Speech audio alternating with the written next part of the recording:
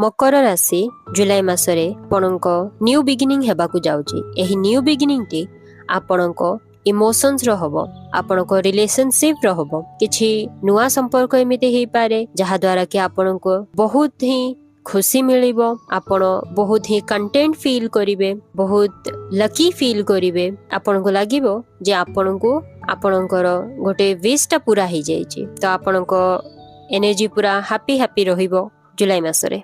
आपणको स्वास्थ्य जुलाई मासरे बहुत ही भल रहिबो, हेल्दी रहिबे, आपण एनर्जेटिक फील करिवे, इम्यूनिटी भल रहिबो। आपणकर करियर रे किछि नेगेटिव वातावरण देखा जाउछि, किछि करप्शन हे पारे, किंतु आपणको पैसा पत्रर किछि अभाव हबनी, किंबा एमिति भी हे पारे आपण निज काम प्रति बहुत ही एडिक्टेड रहिबे। परिवार सहित आपण टॉक्सिक एनवायरनमेंट रु बहुत साहसर सहित आगु को बढ़िबे, बाहरिबे एवं आपणक हीलिंग पीरियड चलिबो। आपण निज परिवार सह हील हेबे।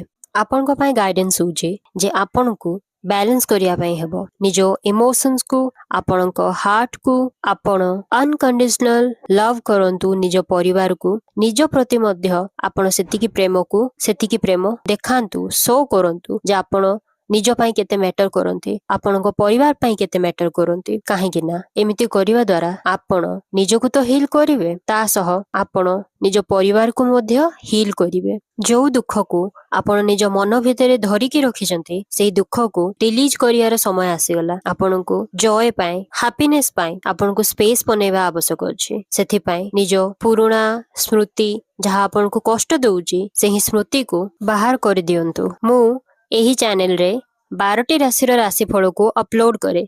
यदि आपनको एही वीडियोटी भल लागिछि तेबे वीडियोटी को गोटे लाइक करंतु एवं मो चैनल को सब्सक्राइब मध्य करंतु, जहा फल रे आपण मु जहा वीडियो को अपलोड करिवे सर्वप्रथमे आपनको पाखरे ही पहुंचेबो।